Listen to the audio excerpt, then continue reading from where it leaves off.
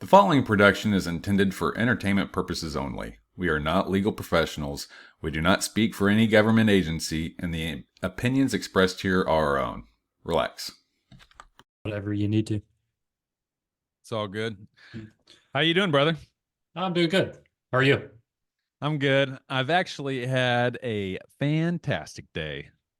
I feel like all Really? my days are pretty good. Yeah. Yeah, it seems like you've got kind of a good stretch going on. Yeah. Yeah. What was so fantastic about today? Just no conflict. It's already 1 o'clock, dude, and you haven't had any conflict yet. Yeah, I know. Okay, Right? I I was like it. close. Yeah. I did shout F real loud when I got off of a phone call earlier today.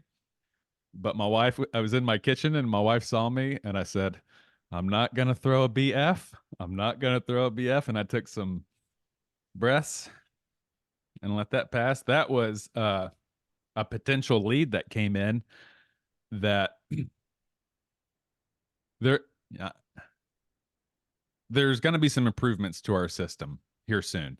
But right now, how our system works is it calls everybody in this area. So somebody says, I want to look at a house here, and all the realtors that are in this program they get a notification. They get a phone call, and the first one to answer it gets it. And so like this morning, I happened to have my phone in my hand, and literally as I felt it vibrate before it rings, as soon as it started to vibrate, I looked down, saw who it was, and pressed accept. I got to the thing, it said, congratulations, you have accepted this lead, and like press 1 for details. Pressed 1, someone on your team has already claimed this lead. Oh, I'm like, man. get the out of here. What are you talking about? Yeah. But caught it, grabbed it right by the tail, and took some deep breaths, and So I'm good. So it's not only the first one to accept the call, like it's ringing to, let's say 100 different agents. It's ringing to everybody's phone at the same time. Yeah. And then, so the first one to answer it and press 1 and gets it. Okay. Because before you press 1, you see the address and you see the day and the time. So how it goes and how it actually works, but just people aren't doing this. How it actually works is it rings, you accept it, the app opens, you see Justin wants to go see 123 Main Street at noon tomorrow. Press 1 to accept. Press 1. Hey, Justin, this is Clayton Blackwood. I heard you want to go see 123. You know, that's how it's supposed to work. But how it actually works is ring 1. Got it. Yeah, exactly. I don't care what you want. Like, I want to talk to you. Yep. Yeah. You want to go drive 3 hours away? We'll go do it.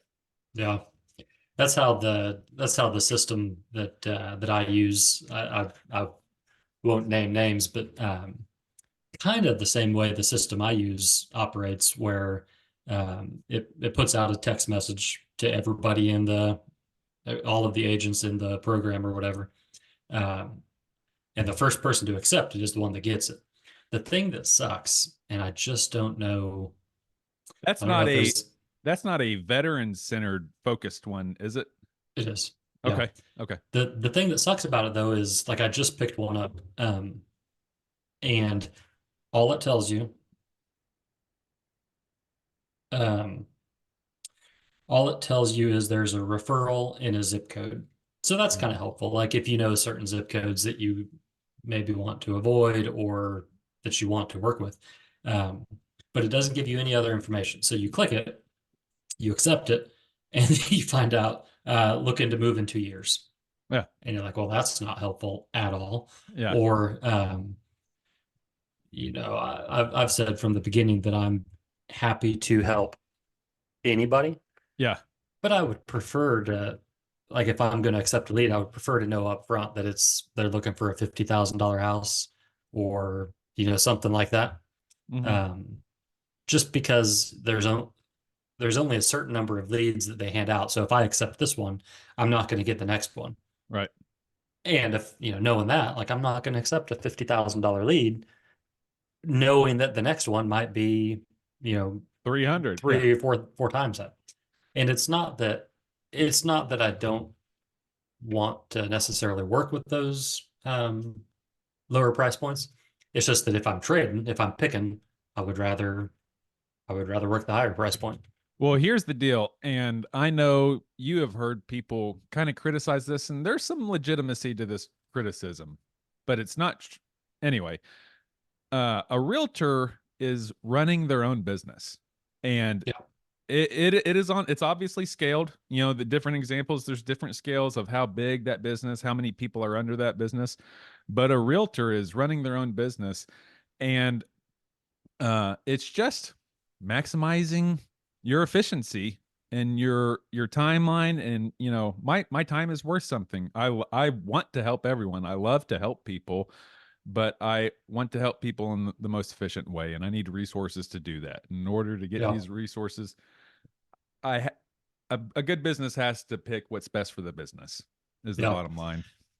And I think there's also, at least what I found is, within different price points, there are different kind of personalities and expectations. Mm-hmm. And generally speaking, lower price points are sometimes first-time buyers, or maybe they just have different expectations. You know, like a classic example is $100,000 house. It's going to have a Federal Pacific panel. It's probably going to need a roof, and it probably it's going to have some repairs that need to be done. So a lot of times what happens is that buyer asks for a new roof, a new air conditioner, the foundation, all that kind of $30,000-$40,000 worth of work. Sure. Well, that's Half a third of, yeah, like that's not likely. It's not realistic. And I guess it's just, I guess the more time somebody's bought a home, the more they understand the process, and the more maybe they appreciate the work that you're doing. Because I think that's another thing is, if you've never been through this before, mm-hmm. then you don't really recognize or maybe appreciate the work that I'm doing.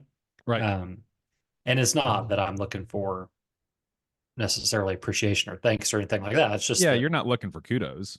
Yeah. No, but it's just that if I'm putting in that extra work, I'd like to get credit for it, you know? Sure. Check this out.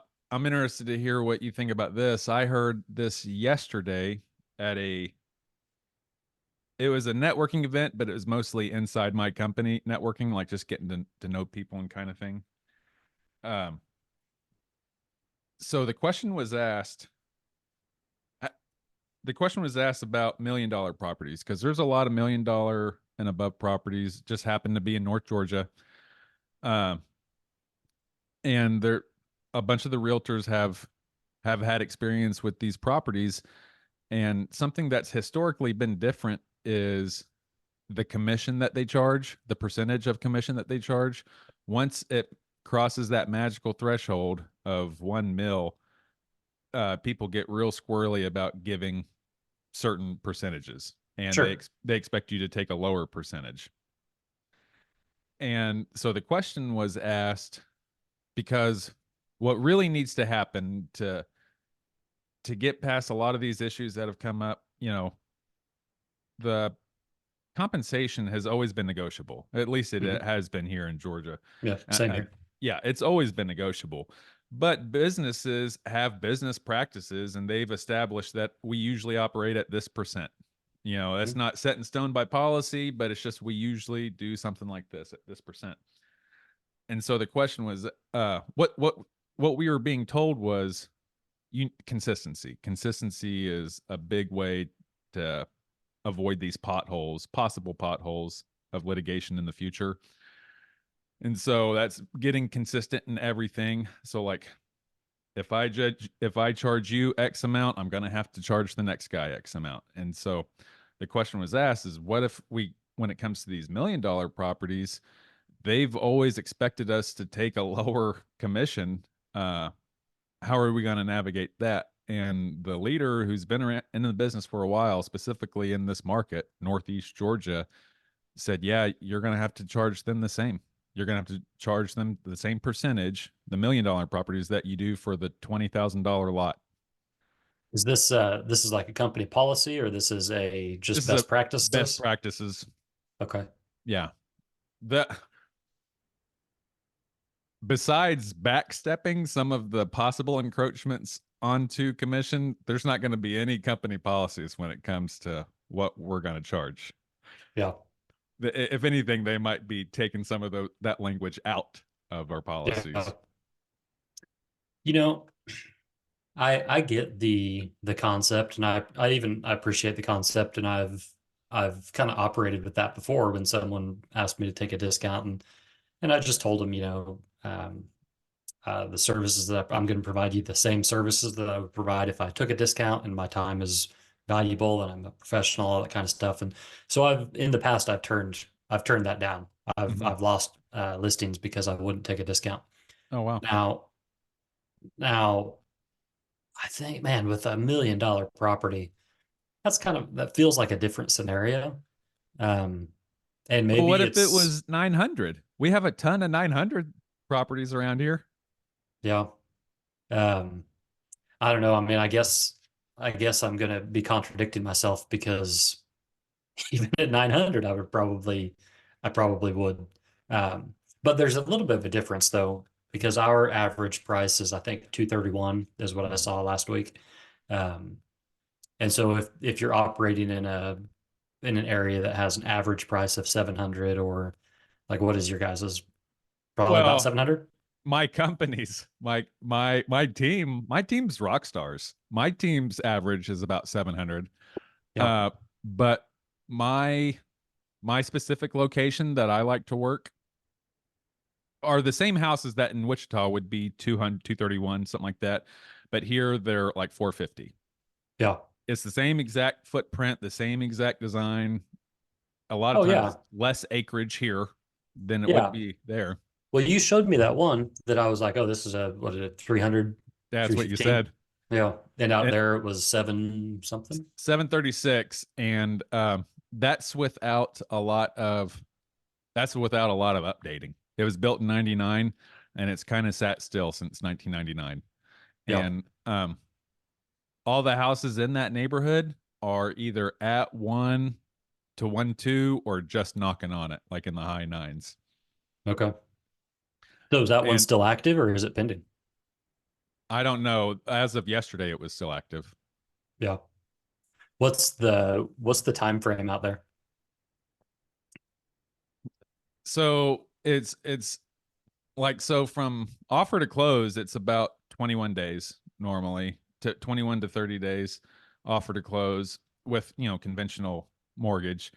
But as far as house on the market, most of them in my team, I've just been watching the folks in my team, they get them snatched off in the first week. Yeah. Yeah, that's pretty consistent around here. I think if you look at like average days on market, average days is probably like 21 to 30, but that's skewed a little bit because you got those that are 180, 365. Yeah. Yeah. I usually look at, like, if it's been on the market for 10 days without a price break, it's probably about time for a price reduction. Yep. One of the strategies I like to use is, if you've got a seller, and I just imagine this conversation, it's been on the market for 10 days, you've likely got a husband and wife and maybe the realtor talking about, well, we don't have any offers yet. Maybe it's time to lower the price. What I want to do with the buyer is I want to get closing costs, or offer something lower than list price before they tell the rest of the world. Right. Because once the rest of the world finds out that, hey, they're willing to accept lower, then we've got more competition. So, an example would be a house that's listed at 350 and it's probably 20,000 under. I would rather be the first to offer 330 because they're already talking about it. Right. You know what I mean? Rather than them lower it to 330 and now everybody's coming to make an offer. But so you have some more time in this game. Something I think about with that, and I know I need to get over it, but I think about offending the listing agent and I think about offending the seller. Yeah. Like, I just put it on the market at 350, dude. How are you already going to come at 330? Yeah. Well, so and that's a good point. So I wouldn't do that unless it's been on the market for a little while. Yeah. Yeah. because even if they don't accept our offer, I at least want a response back. So, you know, and if it's first day on the market and I offer 20,000 less, probably not even going to get a response. But if we get close, then maybe they'll say that we go 10 under, maybe they come back with 15. Well, now we've got something to work with. I've got an upper threshold that we can negotiate with. The absolute worst, and I hate this. I had one Sunday actually that we put an offer on that we had been interested before we could see it. It was our showing was canceled because it went under contract. Okay, that happens. Well, then a week later, it came back on the market. So that's not a smart move, by the way, to cancel the showing just because it goes under contract. It's not smart, and quite frankly, I mean, honestly, it kind of is an example of this whole scenario, what I'm about to tell you. So our showing got canceled. We're bummed out. No problem. We go look at something else. Well, it comes back on the market. I tell my buyers, they're like, yeah, heck yeah, let's go see it. So we go look at it. I tell the agent, we're bringing an offer this afternoon. She says, sweet, let's make a deal. I'm like, okay. So I'm telling my buyers, seems like we might have a pretty good shot of this. I send the contract and I tell her, I send her an email, nothing. A couple hours later, I send a text message, nothing. Now this is like 5 o'clock in the evening. Okay. The next morning, I get a message that says offer received. I'm like, great. She sent that at like 6:45. It's real early. By 10 o'clock, I'm asking, hey, is there a deadline for when you think you guys are going to cut off offers or going to make a decision? Nothing. The only thing I got was an email that said, my sellers have selected another offer. Best of luck. And I was so frustrated at that. Like, why would you not? I mean, I guess I understand not calling for best and final because that can be off-putting, but some kind of communication, something. It just, yeah. And you know, the reality is that I now have an expectation of that agent. Now, obviously, I'm not gonna steer people away from her properties, but at the same time, like, I don't have a great relationship with that agent right now. Yeah. Like, and that's a real thing. Communication. Yes, absolutely. That's a real thing. People need to know that realtors are as professional as we are. We're also still people. And, you know, there's communication. What she communicated to you, even though she didn't verbally say it, is that you're not worth enough of my time for me to even give you a response right now. Or, you know, you could blow that up. Your offer was so insulting that it didn't even deserve a response. It was list price, by the way. Yeah.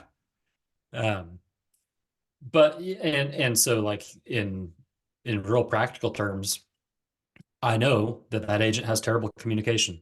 So if we're in a pinch and we've got to decide between two houses, I'm going to tell my buyers, I don't expect much communication from this agent. Maybe I know this one. This one's got great communication.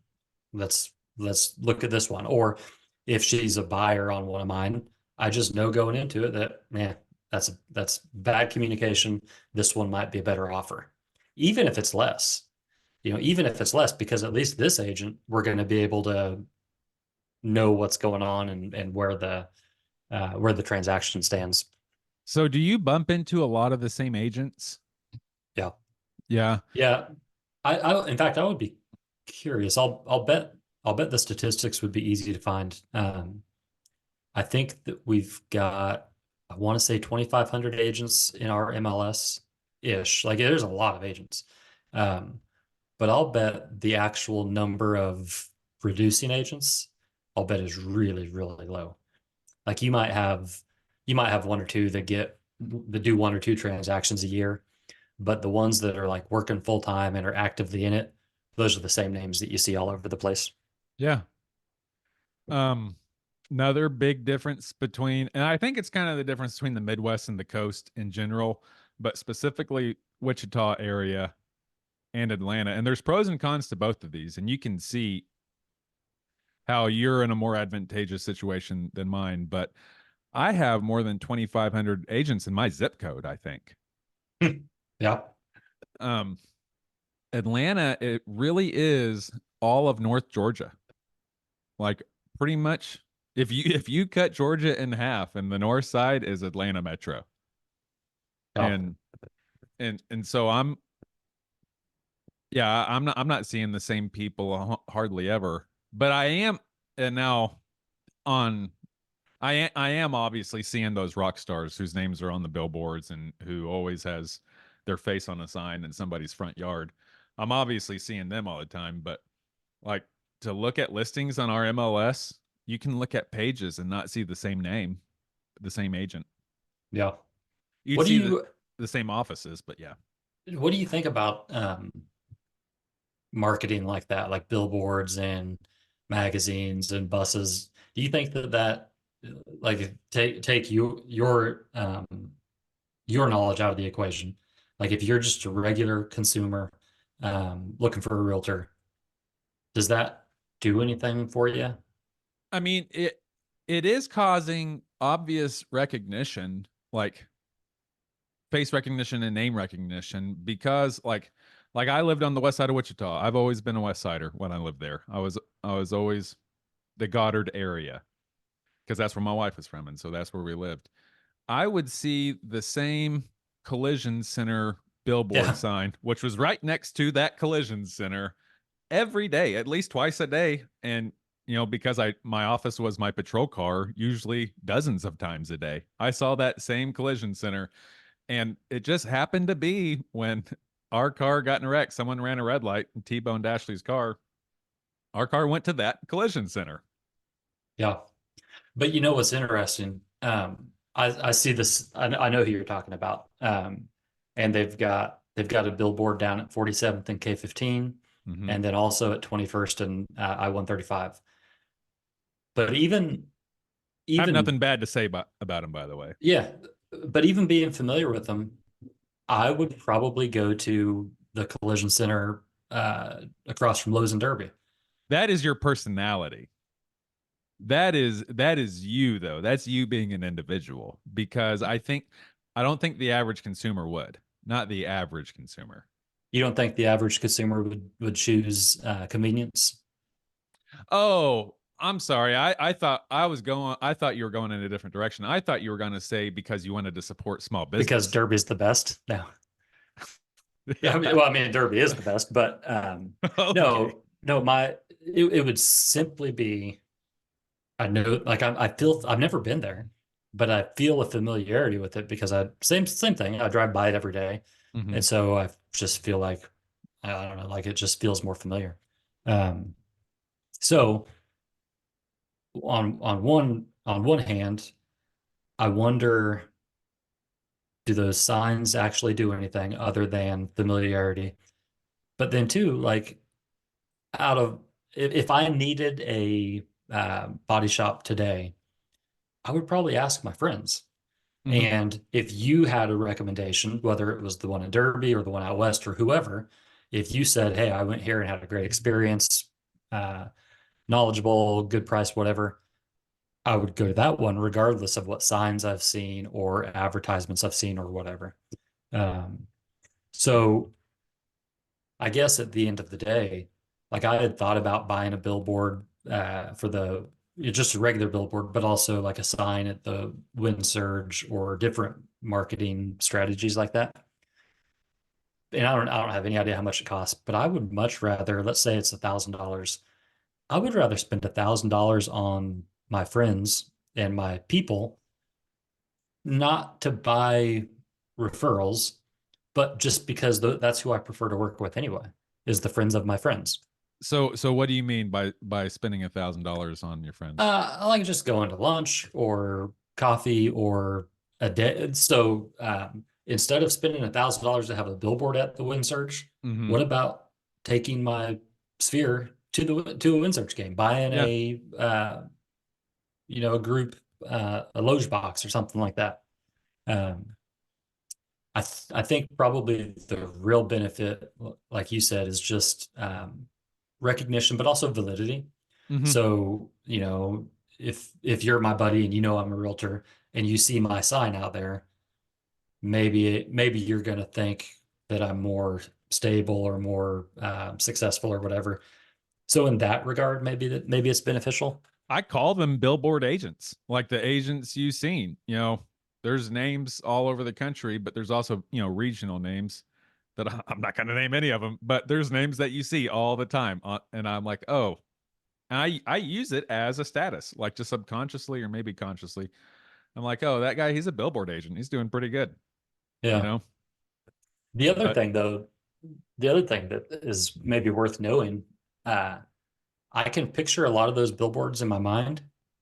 I can't tell you what their phone number is. Mm-mm. And I would have to think of it if I could even know their name. I recognize their face or whatever their logo is.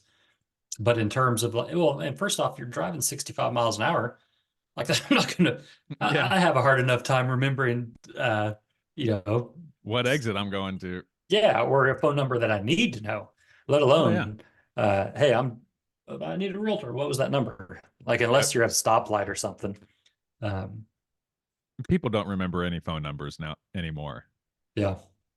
I remember my childhood phone number, and of course I know mine and my wife's phone number, but I remember my childhood phone number and my grandma's phone number. But I don't even know if my grandma's phone number is correct. I just remember the cadence in my head. Just in case you ever need the phone number for the old Blockbuster in Derby, it's 316-788-3884. 3884. I believe they went out of business about 20 years ago, but I still got that number. I don't even know why I would have called them so much that I had their number memorized. That would have been back in the day of, so that would have been after I used to rent the Nintendo Entertainment System, like the old school The NES. Yeah. Used to rent that from Dillon's. So I would call them Woo!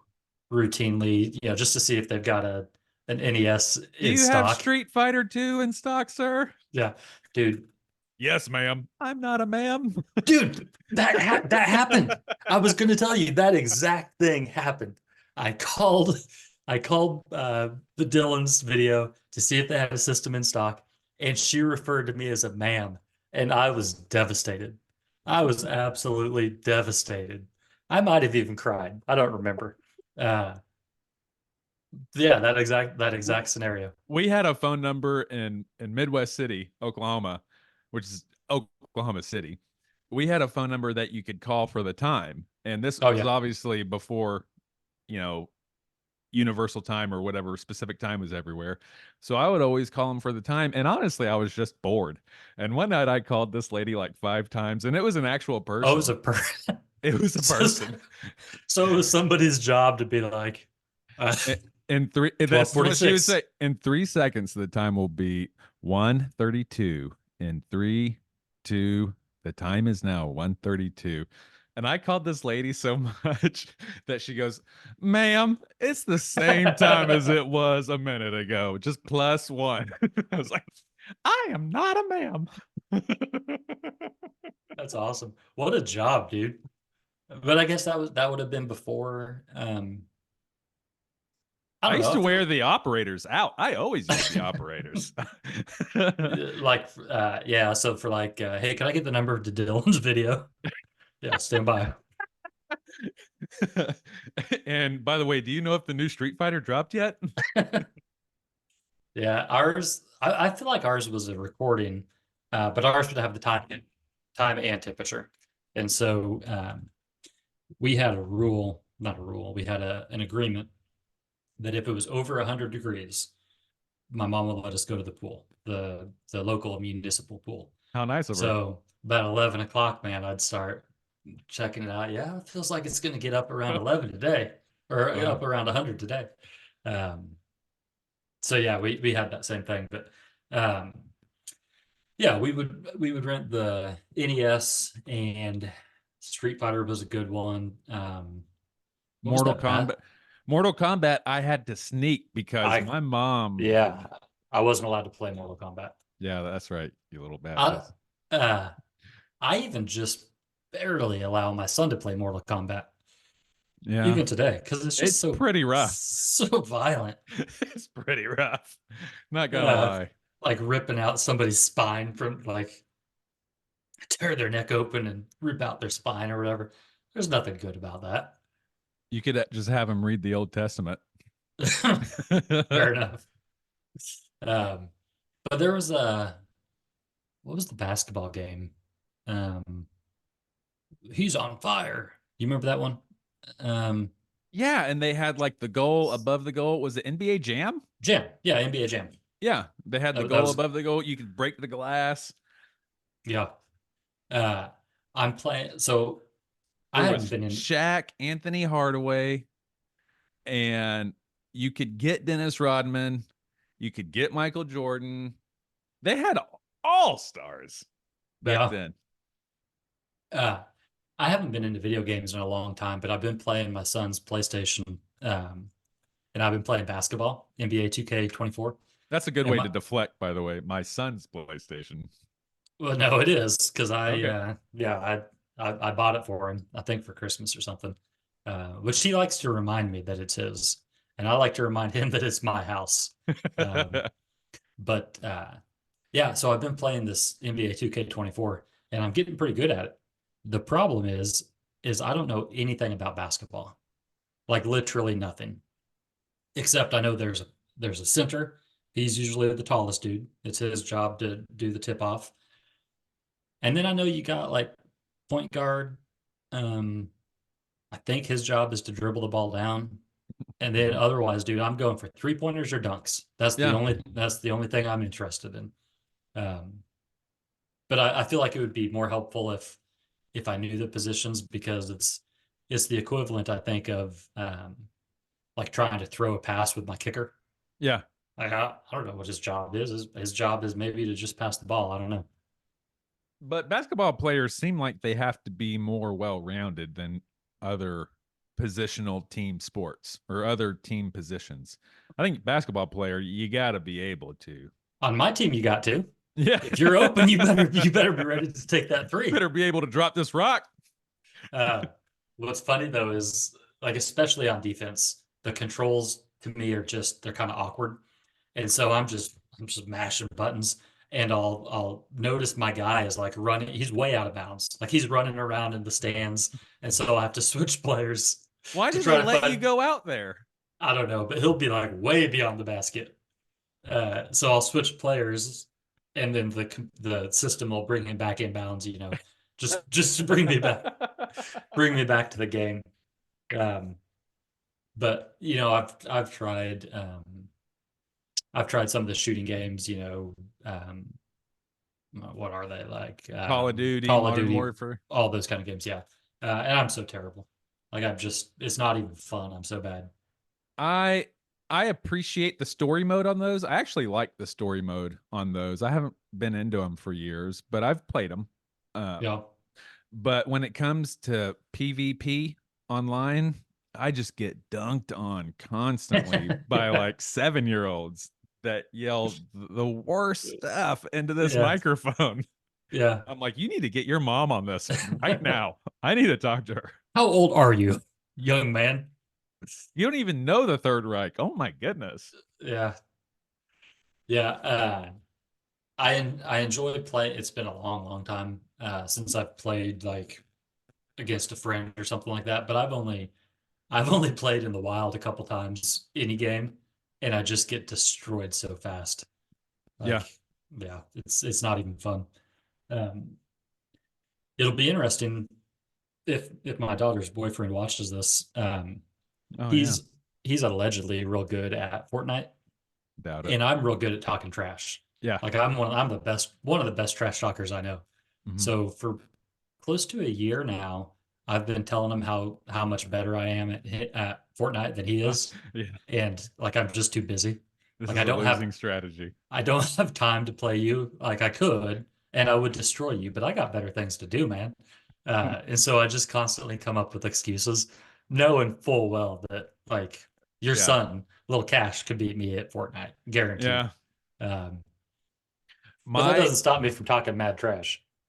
my oldest son is aggravatingly, he puts on clinics in Connect 4, the Yeah. Connect 4, the red Yeah. and blue checkers. he's in this club at his high school that I love called the Distinguished Gentlemen's Club. I call it the Gentlemen's Club just to get a laugh. But it's the that wouldn't be a bad name for a gentleman's club, by the way. Yeah, the Distinguished Gentlemen's Club. But they were at a public event, his club was, and the teacher was there, who's also a coach, this real competitive. The coach is like a year or two out of college. Hold on a second. I'm sorry, I zoned out for a second. They've got a coach for Connect 4? No. Is that what you're telling me? The coach is in charge of this Distinguished Gentlemen's Club. Okay. And the Distinguished Gentlemen's Club, one of the things they do is play Connect 4. Like that's a thing that they do in the past for their pastime. So the Distinguished Gentlemen's Club was at this public event, and they had some Connect 4 things going on. And I've been down this road with Caleb. He just destroys me. Like it's no chance. I thought that was a default of mine. Like obviously there's something I'm not getting about this game. Yeah. And I like to talk smack to Caleb, but he just puts a whooping on me whenever we play Connect 4. Well, I saw him play other teachers, and like their principal showed up, all these other folks, and he could be playing multiple games at once. Yeah. Yeah. He's just putting on clinics, and like he's 3 steps ahead of you. Man, I'm gonna have to play him sometime because I feel like I'm pretty good at Connect 4. Yeah, I feel like you would say that. I feel like I think we just established this, didn't we? Yeah. No, yeah. but for real. No trash talk. Like I actually am legit good at Connect 4. Let me ask you this: how do you feel you would do in an arm wrestling match against? I'd beat him. Hey, but I mean, against anyone, like that's yeah. I legit thought through this. I do these Ragnar races, trail races out in the mountains booties or wherever. And I actually worked through a scenario where I choked out a bear. So I'm running along the trail. It's at night, and this bear starts chasing me. The most ridiculous thing. No, like I know it's ridiculous, but I still think I could do it because I was telling somebody, I was like, obviously it's got to get blood to its head. So all you got to do is cut off the blood to its head. Put this thing in a rear naked choke, cut off the blood supply. Boom, you win. And what holes have you found in this? Because there's a couple big ones that jump out at me. Well, I mean, the most difficult part would be probably getting on its back. No, you can jump out of a tree. I can see that. You can jump out of a tree. And I could do that. I'm guessing that just because of the size of their neck, that maybe their carotid artery might not be as close to the surface. But that's all right. That's why I got these guns. This is how I see this going down. You have to, by default, put your face somewhere near his head, touching his head, to wrap your arm around. Yeah, but if your head's like this, he can't bite you. If his mouth is right there. I don't know if that's true, A. B. Yeah, you can bite the side of his mouth. What about these 3-inch razor sharp talons that he's got 5 of? That all he has to do, because he can scratch his head. No, all he has to do is go like this. That's why they use trees. Ain't you ever seen the Jungle Book? He's got to go back. I mean, imagine just 4 razor claws just all of a sudden appear on the other side of your face. Listen, I'm not saying it's going to be a walk in the park. I'm not saying it's going to be fun. I'm just saying but you could do it. But I guarantee you that if you come after me, I'm going to choke you out. What? That's what I'll guarantee you. You might even lose a couple eyeballs. Yeah. So think twice. I'm not trying to come against you, because it sounds like you are, actually. I better pack a lunch, is what you're saying. You better pack a lunch. I got told that recently. One of my old Navy buddies, who's been out of the Navy for maybe 15 years, just decided that he's going to go back into the Air National Guard. And so, I mean, good for him. That's cool. Whatever. But we were talking smack the other day. And I hadn't talked to him in years, but he's one of these friends that you can just drop in on and pick up. Yeah. And so I just out of the blue started talking smack, and I was like, "Hey, I'm not afraid to put a whooping on an Air National Guardsman, my man." And he was like, "Well, I'm not 135 pounds anymore, so you better pack a lunch." It's A good lunch is a though. pretty good one. I think that's good. It's important, maybe even necessary, to remind people what you're capable of, and that hey, I love you, bro, but if it goes down, I'm winning this fight. That's funny. There is actually a saying that my Taekwondo instructor used to give. That's actually it's also a lyric of a Metallica song. That is, "The empty box rattles the most." And my teacher would say, if you know how to fight, you don't have to ever talk about fighting. Yeah, I Which like is that. which is why you got to let people know.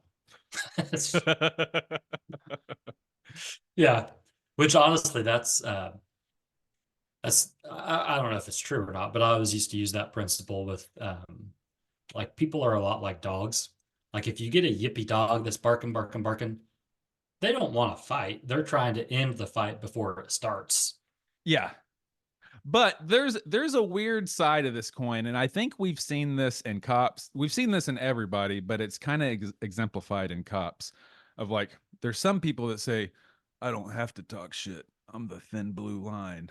No one's gonna mess with me." You know, like they have that principle of them being the alpha dog. They're like, "Buddy, I don't even have to say anything to you." The problem is they're 100 pounds easily overweight. They haven't done hand to Yeah. Oh, hand yeah. since they were in the academy. These are the And dudes that think they could choke out a bear. yeah, yeah, yeah. Yeah. So there you have to be careful.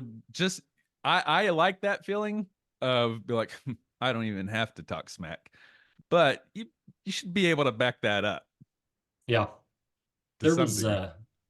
there was a figure, I don't remember what it was, and I don't even know how you would quantify it, but that, like, some astronomical percentage, mostly of men, uh, believe they can do things that are just ridiculous. Like, Every single guy I know thinks he can do the 3 Fs: fight, fish, and the other one.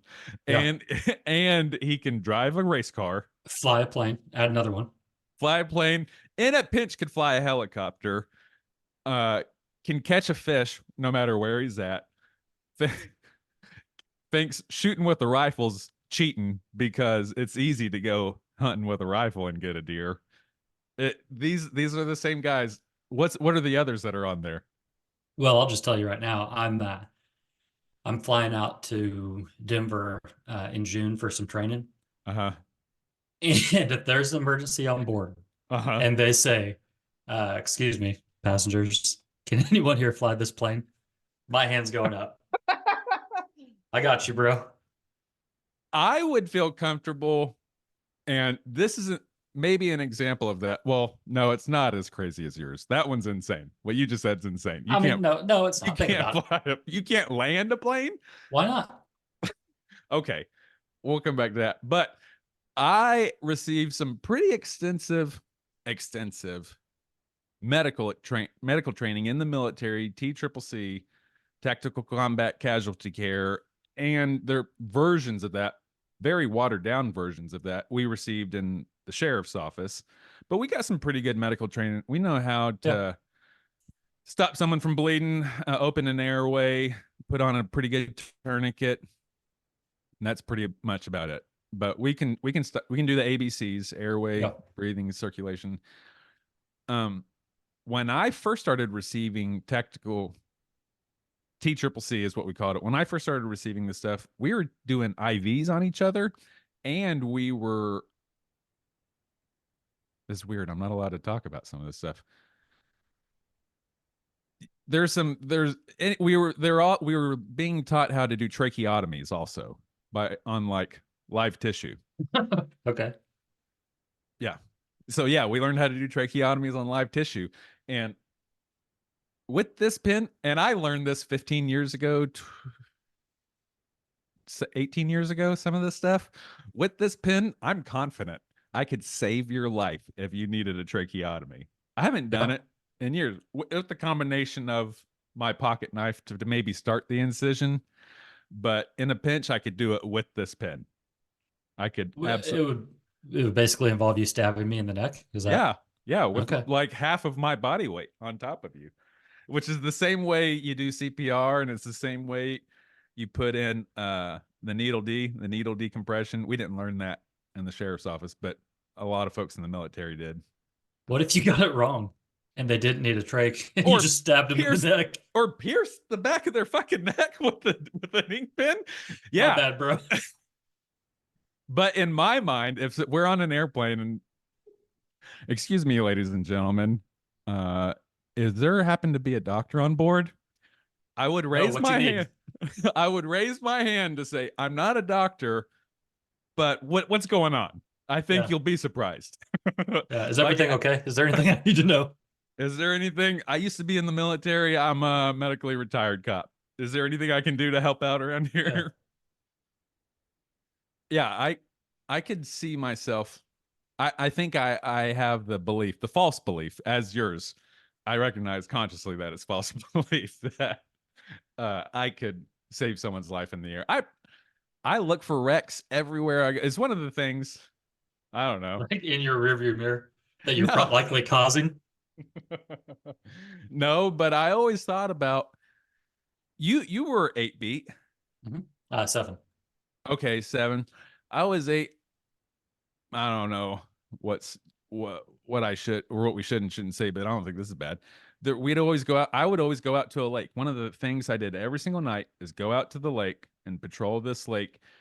And one of the things I always like kept an eye out for was a mountain lion and B, a dead body. Like I was thinking, but there could be a body behind that bush. Like I was looking for Well, a foot. What were you looking? What were you looking for a mountain lion for?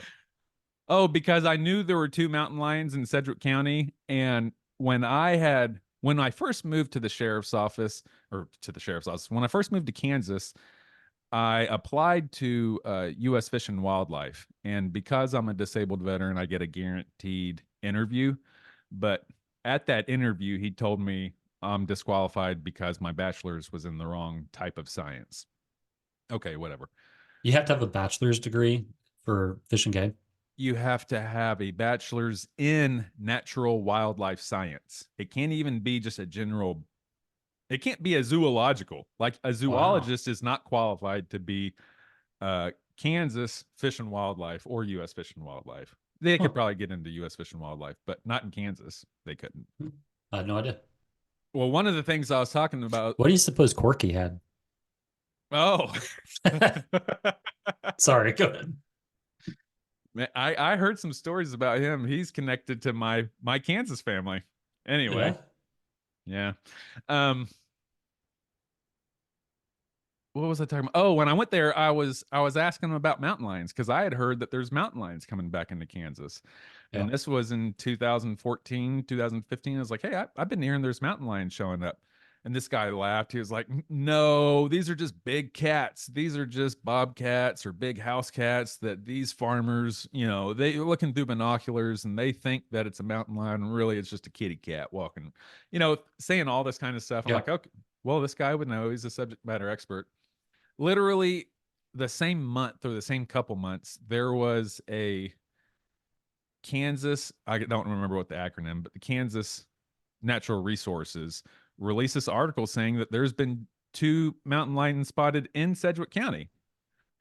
And so I knew one was up north, and I know they have a range of about 100 miles that they could be anywhere. And what perfect place to be other than the lake.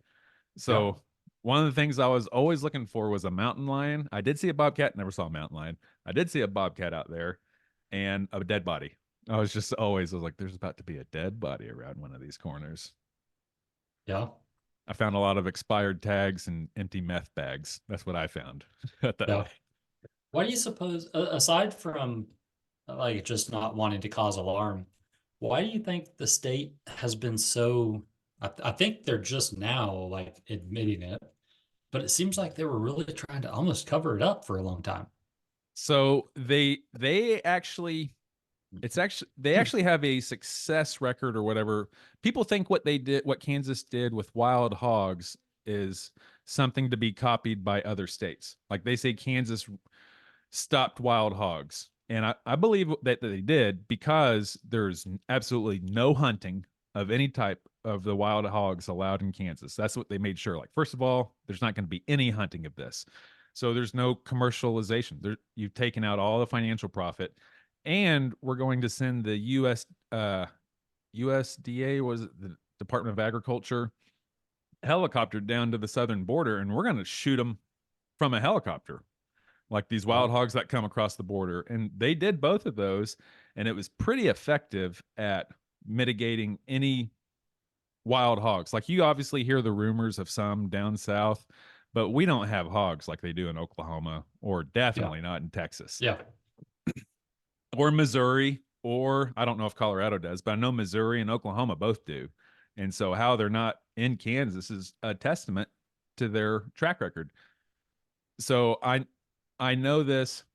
I don't know this. I've heard this from fish and wildlife guys that I used to sit with at car wrecks out by the other lake that's out there. I used to sit with fish and wildlife guys out there at car wrecks, and we talked about this. But what their conspiracy theory was that they wanted to deny the existence of mountain lions or bears or gray wolves, because all three of those, I think, have been spotted in Kansas. Maybe all three of those in Sedgwick County. I know two of those have been. So mountain lion and what else? Mountain lion, black bear, or gray wolves. Those, you're saying two of those have been spotted in Sedgwick County. Which two? Mountain lions and black bears. Okay. Yeah, there's been mountain lions and black bears spotted in Sedgwick County. I haven't heard of any gray wolves, but I know they've been spotted in western Kansas, the gray wolves, I've heard. And so this fish and wildlife guy told me that they're pretty much denying the existence of these things until they can get a game plan on how to control it, like how to keep it out of farmers' fields and how to, protect agriculture, and how to prevent they don't want a hunting season. They don't want a hunting season of these predators. And I think that was politically motivated by the administration, by the state administration. Oh, yeah. Of the time. Yeah. From the governor down. Yeah. So I guess I missed it. So what's their main motivation for denying it? Oh, they don't want anyone to hunt it. So that's the political motivation. They don't want anyone to hunt these predators, and they don't want to acknowledge its existence. So like with the mountain lion, they didn't want farmers freaking out. They didn't want farmers saying, "Hey, I need a patrol man down here. I see a big cat. I think it's a mountain lion." They wanted to prevent that. They wanted to prevent the public from, I don't know, from freaking out over these predators until they had a way to mitigate it. Gotcha. Okay. But so yeah, it's preventing hunting and mitigating any possible damage or collateral damage caused by, I think in their minds, it would just be caused by the hysteria of these animals. It wouldn't actually be caused by the animals. Yeah. But that's a slippery slope, because in New Jersey, where there's zero hunting of any type of black bear allowed, these black bears walk in the streets of these suburbs having fist fights in people's driveways. Yeah, there's videos of it. Have you seen them? Huh. You got no, maybe I did see one. You might have sent it to me, where they're like at some kind of a barbecue or something, and this guy's like challenging this bear. Like, get him out of here. And the bear like swipes at him or something, and he ends up taking off. But I know in that video. And did you see at the end, he holds his shorts, his claw sliced that guy's shorts. Yeah, well, he shouldn't have given his leg up. You got to be smart. You wouldn't have made that mistake. I mean, no, I'm not gonna expose my leg to a bear. Come on. What is this, amateur hour? Yeah, I know. I'm only gonna expose the side of my face to inches away from his mouth, but not actually his mouth. Exactly. I mean, you got to put yourself in a bad spot to get yourself in a good spot. Let me ask you this: while you were there, would you try some eye gouges and maybe a wet willy, or?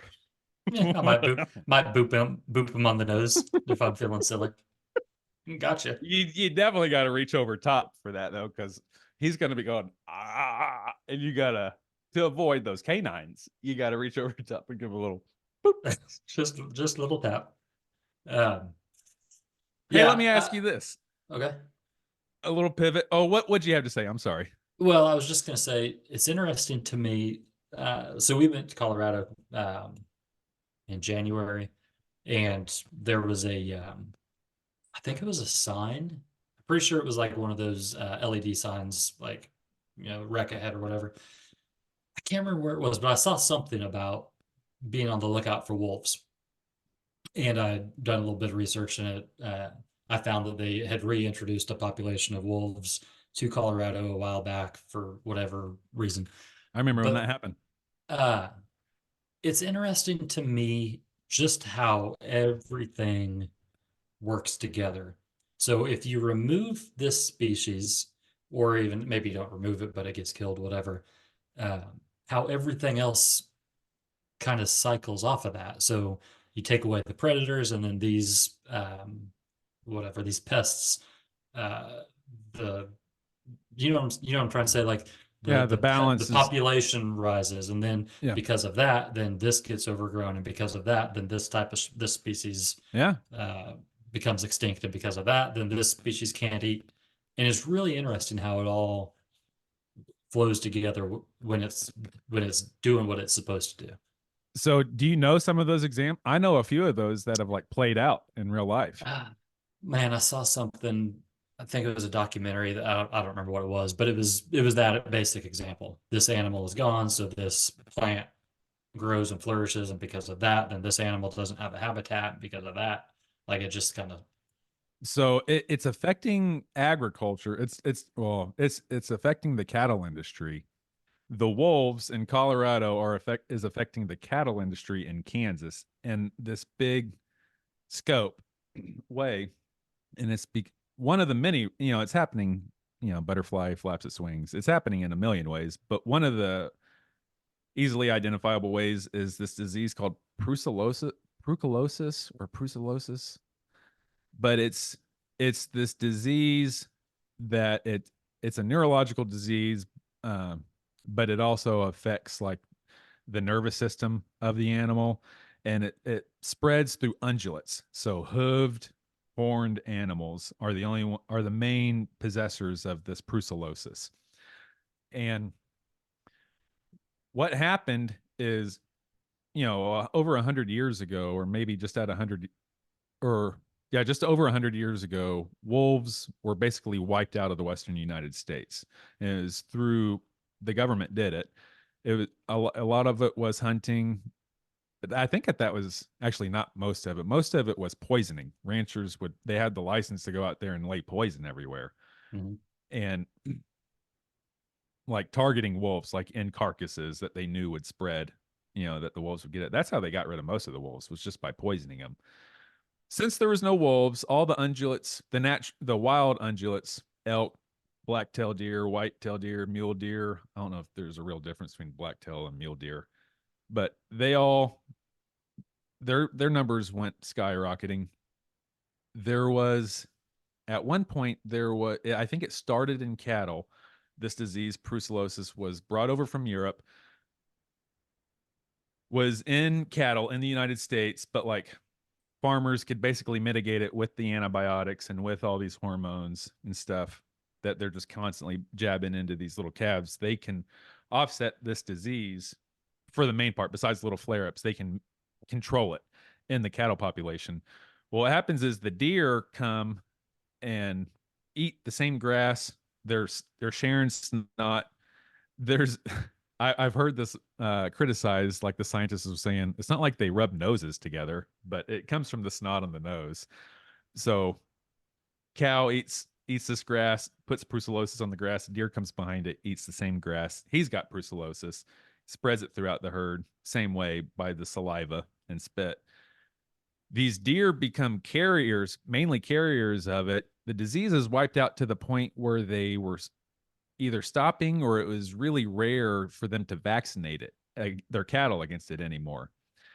Well, because the deer population is exploding and encroaching into these farm areas, these deer are bringing the brucellosis back into the cattle. And it's hurting the cattle is one of the things. But, they're just going to jab it full of more antibiotics to get rid of it anyway. I'm going to I'm going to mute myself real quick so I can yell at my dogs. Okay. Okay, that's this week's episode. Join us next week where we pick up right where we left off. Might be next week, might be in a few days, who knows. As always, this episode was brought to you by Steadfast Real Estate Group of Heritage First Realty in Wichita, Kansas. If you find yourself in need of buying, selling, or investing in real estate, give Steadfast a shout at 316-461-2806 or visit them on the web at steadfastict.com. That's steadfastict.com. If you are in North Georgia and you find yourself in the need of buying, selling, or investing in real estate, give me a call. I work for the Hester Group. We're part of Harry Norman Realty. You can visit me online at claytonblackwood.harrynorman.com or give me a call at 316-409-7907. If you are in the Wichita area and you find yourself in need of some painters and resurfacers, give my buddy Jed and his life partner Alex a call at 316-209-4674. Their company is H&L Resurfacing. There are 2 Marine Corps veterans and life partners. Okay, see you guys probably in a couple days. Love you, bye.